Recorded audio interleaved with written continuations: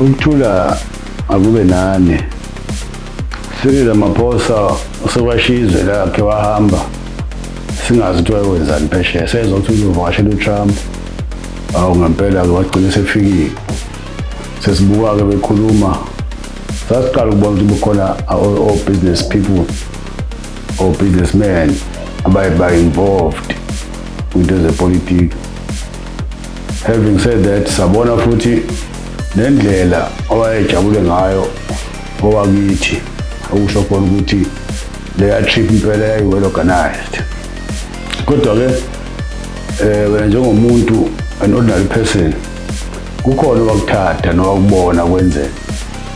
Lapha sithi asibusaneni ukuthi ungezwa ngomunye umuntu mawuba kade into ibuka ngamehlo akho. Thema sebebuyile yaqala ama-television kukhulunywa ngale ndaba nje ukuthi i-South Africa i-country enodlame kakhulu. Ngeke usuku uyokhuluma ngezwe lakho ufike udikelele phansi. Mhlawumbe bengazenzi-ke nayo imibuzo efakwa kuyena, kodwa ukuhlekisa ukuthi kukhona isikhathi lapho bethi bebuza khona uTrump intatheli ayicele lo wakithi athi ucele uyiphendula, futhi usiyamcabangela. Lokho-ke okusho ukuthini bayazana babekhulume ngaphambili. Angikaze ngibone o-sports person mina kuthiwa bazozoma nje baphoze kube khuluma into ebaluleke kangaka. Kodwa-ke uyazi ukuthi uSiril wayenzani. Wena muntu waseMzansi Afrika akusekhona okwakho manje, kwakuwukwethu esaya sambuka benza baqeda ukuthi bese besidayisela amaphepha-ke manje bezama ukuchazela ukuthi kwenzekani kuphi nakuphi.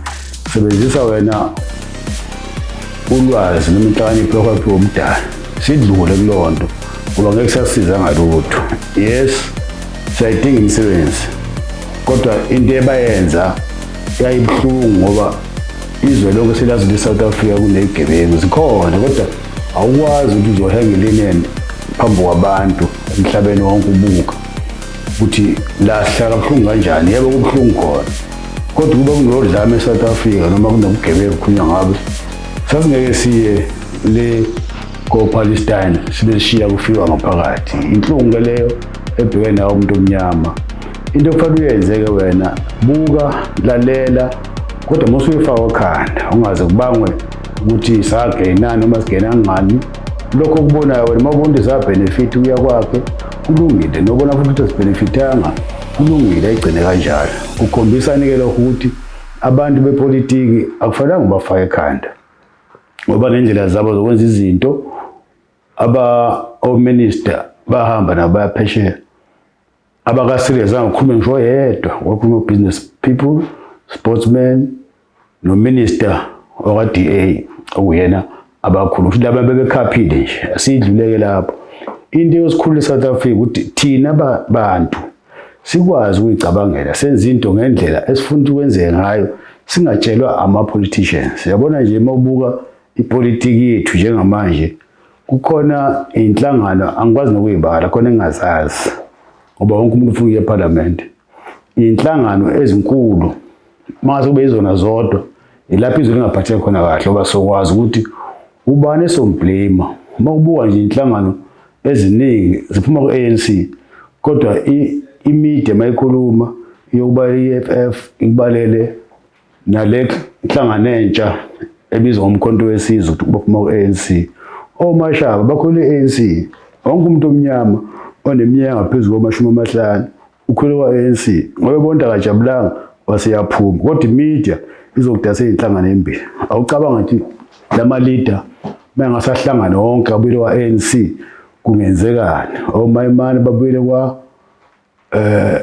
kwa-DA, abantu abanengqondo singakwazi ukuqhubeka siye phambili. Kodwa manje laba baphethe imali bayabahlukanisa ngamabomu baphinde babafande ukuze sihlathine njengabantu-ke abacindezelekile ngoba umuntu olimala kakhulu ithina. Kuyothi-ke mase kufika isikhathi la kufanele sibavotele khona bese bayasondeza bese nathi futhi siyagijima. Ungayo indlela omakhenta yakho uyithathele ikhipha, kodwa uvotela umuntu ocabanga ukuthi angasakwenzele ngcono. Buka nje inhlangano ekhona ongathi umuntu uma ebala azirecognize u-ANC, u-EFF, u-DA, i-IFP, bese ngomkhonto wesizwe osanda kufika ne-FF plus. if besinenhlangano engako kuphela eSouth Africa ukuthi bonke lama leaders nawo akhethe ukuthi yipi inhlangano angaphindela kuyona bese siyakha siyaphambili. Mhlawumbe umuntu angathi kufanele inhlangano zibe inamba yama languages ethu nama languages awu11. If singaba nje nenhlangano ezu11 kuphela mhlawumbe ngaba ngcono ngoba njengamanje we are diluted. Zonke le inhlangano ezikhona zikhuluma ama language angafani kodwa zifandwa abantu ababodwa. Konke lokhu kwenzeka kuphi na? Ngoba besuke befuna thina abavoti, bafuna thina bezokwazi ukucindezela. Inhlangano ezincane seziningi kakhulu kodwa bakhona ama leaders akhona ane potential noma ekhuluma uwezwe ukuthi into abayibekayo mhlawumbe iyo le eyabakhipha le inhlangano ezinkulu. Enye into esingayaziyo thina kufanele sazi ukuthi khona umehluko phakathi kwe-soldier ne-freedom fighter. Labantu abaningi abakhulile above 50 bonke iningi labamnyama babe ama-freedom fighters. Ukuthi bajike babe amasosha abanye babo bafakwa ebusosheni kodwa kwase kukhona i-minimum requirements ukuthi fanele ube no-grade bani ukuze ungene. Zithambeya beyolwa ngaphandle akuzange ukukhunzalisho lokho. Ilokhu ukubona engathi umkhonto wesizwe uthathe phezulu abantu abaningi bashiyeke ngaphandle kulento esiphilayo. So uMzansi Afrika uyoba muhle noma uyoba right mhla thina ama-citizen sakwazi ukucabanga before siba ngumsindo. Umuntu ngamlalela akhuluma aqede bese uthatha i-decision ukuthi yini oyibonile. Ungathembeli ebantwini ukuthi ubona i-television ikhulume nawe bese nawe ushintsha umqondo ngoba uzokuthiwa utheni analyst uprofessor banibani. Wonke umuntu udala nengqondo akwazi ukuzenzela into ngendlela yakhe. Buka nje off late ukhona lento evela kuthiwa uShivambu uqoshiwe exed. How can one be exed if usazophinda represent the same nhlangano? It's just that ushintshe nje position. Ukuthi udemotiwe yebo singasho ngomaphepha kodwa iyazi ukuthi yenzani yona umkhonto wesizwe uyazi ukuthi wenzani. So lento yokufida abantu poison indlela yoba confuse ukuthi bangakwazi ukucabanga into ephelele. Besavule iphepha vule television kuthiwa nje uxoshiwe bese egcinele bese udeployiwe. Into ebhlungu ke lokhu kusho abantu okuyibona sibathemba phela ukuthi bafundile bayabizwa ku TV ukuze basifake lo moya. Eyithi into ithi lana wena zithembe, wena zazi ukuthi ubani, yini oyizwile, yini okholelwa kuyona, yini oyibonayo ukuthi ngasisiza njengende emnyama kulesimo esiphila ngaphansi kwabo. Khona kuyihlazo ukuthi abantu abamhlophe bancane kodwa ibona basondlayo. Mangasho kuthiwa ngempela nje bayaphuma belungu bonke. Ngeke ngikwazi ukuthenga apho anyanisi, ngeke ngazi ukuthenga apho uphelepele into elula kangaka. Sesalimala emqondweni. Sekufuneka thina sibadala sivuse abezemva kwethu. Mina ngisakwazi ungasho ukuthi basi umlungu. Maqhamuka umlungu ufika ngigqoqa isigqoko silahle phansi. Bese ngivusa ingane yami ukuthi yabona ke lo mlungu ufunda naye eclassini akasoze akuthanda. Nawe futhi iza ngayo same approach ukuthi wena naye aniyona into eyodwa. Ngoba thina sesidimele sikuyazenzekela nje maqhamuka umlungu nibaningi nimnyama qhamulungu niyathuka nonke ni pay attention. Even our leaders konke abayenzile enhle uqala eParliament bakhuluma isizwe bakhuluma ulimi lwethu eAfrika usanda kufika MK manje bonke sebele back to square one. Wonke umuntu usekhuluma ngesingisi. I-Freedom Front Plus iyasifaka isibhulu mayithanda kodwa bakithi sebeshintshe kwakumnandi kabi ubone uchairperson webala engazi uzothini engezwe adepende kulento ezomchazela ukuthi bathina abantu. That is democracy. But sonke manje siyihlinya ngani ngesilungu. Kushuthi ke ndemnyama ake sibuyise umqondo. Yonke into eyenzeka ukuthina ibhlungu. Abelungu babizwa ngani okuthiwa ama-Europeans. Sekwaphela lokho sithiwa white South Africans. Kodwa amandiya wona sabizwa ngamandiya. Abizwa ngobuzwe thina sibizwa ukuthi sibamnyama. Nabo I think isifike isikhathi lapho kufanele nabo banikwe igama lokuthi ama-South Africans ukuthi mhlambe whatever background abazoyisho but ingamentionwa le yasendiya ngoba sebephile nathi labantu sithi isikhathi bayizakhamuzi zala eMzansi Afrika. So kuyafuneka ukuthi nathi sifake uvo lwethu kwabasiphethe singabi yes basi ngoba nakho kusho leader yami sekufanele ngilandele. Qala ubuza umbuzo ukuthi kungani kufanele ngenze lokhu na? Ngoba ngempela isikhathi esiphila kusona sibhlungu. Ngeke kuthiwe lana umuntu omnyama asenze isibonelo la inkatha Freedom Party kwathiwa yakwaZulu, bese kuthiwa ngobe yamaZulu kube into enkulu uthi ukhuluma ngezinto ngokwazi uzicomprehend masuhleli phansi uyicabanga. Kodwa i-Freedom Front Plus eyamabhunu, kodwa kusho lutho ngalokho lokho ukuthi eyamabhunu. People asiyekeni ukuthi thina silokhu sizenza abantu engathi bahluphekile, sibe sihlupha thina ngokungani ungafuna ukucabanga. Ngaba kuhle kube kukhona abotswana amapedi anobuzwe bawo obuphelele. Kuyazima usufike lapha kumapedi uyokhuluma ulimi lwabo, baneculture yabo, uye kwaXhosa ufice kunjalo. Njengoba ama-province ewu-9 nje, each province ine stronghold okufanele irepresenteke kubantu bendawo. Isibonelo ngoZulu, uZulu yena umkhulu eSouth Africa, ngagcina kulabo 15 million elandela amaXhosa ngo-10.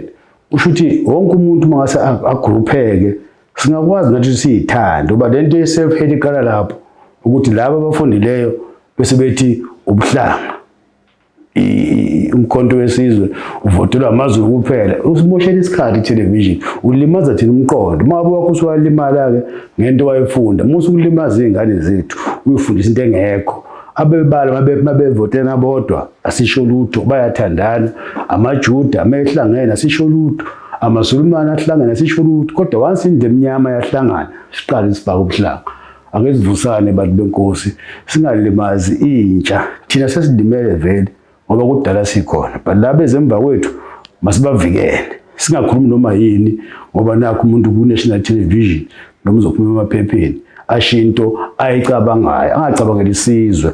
Ake siyithande. Yabona nje uKwaZulu Natal siyazi ukuthi ukuba ubuthelezi wengekho ngabe le province ibizwa ngeNatal ngoba webuthanda ubuzwe bakhe, waforce ukuthi akufakwe uZulu ukuthi azobe ne-identity. Mawuthi ubuya kwaZulu Natal iyona province kuphela enegama lesibongo. Kusho indoda eyodwa negroup yayo oyehamba nabo abashaya unyawo phansi ukuthi kuyafuneka kungafi ukuthi kuKwaZulu la. Siyababonga abantu abafana naye, kodwa abaningi bayazi ukuthi i-sell out kulungile. Kodwa wakwenza esithi namhlanje sikubuka sigatshe ngakho ukuthi ngempela kunayo identity. Yabona nje ama-province afana no-Eastern Cape isilungu leso, kodwa abelungu bayi-few, kodwa i-province yonke ibizwa ngesilungu. I-South Africa angiyazi sho ukuthini, sisezansi ne-Africa asinalo igama, kodwa amanye amazwe athi methatha independent bese iqamba igama lawo. Iclub yethu yebhola Bafana iminingi yani le, asinayo into ekhombisa ukuthi thina singobani ngoba sesadla upoison, sadla ilumbo, secanga singcono thina kunabantu esiphila nabo ku-continent. Le mfundo esithathe sayifaka emakhanda, kodwa ngenhlanhla bakhona abafundile impela abazi ukuthi kufuneke nathi sibuyise ubuthina. Laba abasemagunyeni abanika amathuba ku-television ngisani ukusihlaza nikhuluma into ethandwa abelungu ngoba nifuna ukuthi nithandeke nibizwe nizoshumayeza ku-television. Kodwa-ke kuze kwenzeke konke lokhu thina abantu kufuna uma kuthiwa sithena on TV ukhuluma umuntu owehlisa isithunzi somunye wethu, noma uthi ubhede kanjani awukwazi ukuthi umuntu wakini, umuntu ofana nawe kwebala uhlekise ngaye. Ngabe ufundile ngaba kafuna uma kuthiwa wenzeni, ngoba ezinye izizwe ziyakhavana zona ukuze ikwazi ukuphila. Ingakhohlwa ukuthi amabhunu namaNgisi azwani, kodwa ngeke ukubona ungazwani kwazo ngoba bahlangana ngathi. That is why khona i-DA, kukhona i-Freedom Front Plus, ngoba vele kwabona abakwazi ukuphilisana, kodwa bakhona thina abasifaka phakathi bese bayaqala basixova. Hayi ngoba besixova ukuthi thina sigwinye ilumbo, sidle upoison isiphila. Inkolo ngeke ukuthi uyi-Christian uphinde wenze umthetho i-culture yakwaMhlongo, ngeke ukuthi uyi-Muslim wenze i-culture yakwaNgcobo. Kufuneka ukhethe ukuthi ufuna ukuba yini wena. Uma ufuna ukuba yi-Christian yenza nje i-culture ye-Christianity ngokuphelele, ngaphandle kokuthi ugxeka abakini noma wenze half. Namhlanje uyi-Christian kusasa wenza futhi into zesintu. Uqala lapho ukuphithizela kwengqondo, ufuna wenza into ibenye ngesikhathi. Even laba abasonta amaNazaretha, abanye abaningi baconfuse uNazaretha noShembe. uShembe umuntu uqala isibongo esaveza lenkolo kodwa inkolo yona ibizwa ngani ngobuNazaretha. So abantu abaningi bayaconfuseke lapho, kodwa ke banayo usiko lwabo abalenzayo ukuthi balenze kahle noma kabi, kodwa uyakwazi umu-identify ukuthi lo uwumNazaretha, akuyena uShembe lapho silungise khona, ngoba qala khona lapho futhi bona laba bebala abakhuluma kambi ngenkolo eyafika nomuntu omnyama engafiki njalo ephiwe umdala ukuthi fanele asikhulule kulento zamaRoma. Phela inkolo yona eyethu sonke. uShembe wesikhulula ukuthi akufuneki ngoba nakho uyokhonza umdala, sekufuna ukukhipha ibheshu, ugqoke ibhlukwe ukuze wamukeleke. Konke lokho nje akusukela kwi-self hate kuze kufike namhlanje isilungu sesihamba phambili eParliament. One day omunye wama-ministers eParliament we-argue ne-Freedom Front Plus ethi Afrikaans is a foreign language. Ngavala amehlo ukuthi awukwazi kwabuhlungu ukuthi Afrikaans ingaba i-foreign kanjani, ngoba phela Afrikaans yakhiwe la eMzansi Afrika.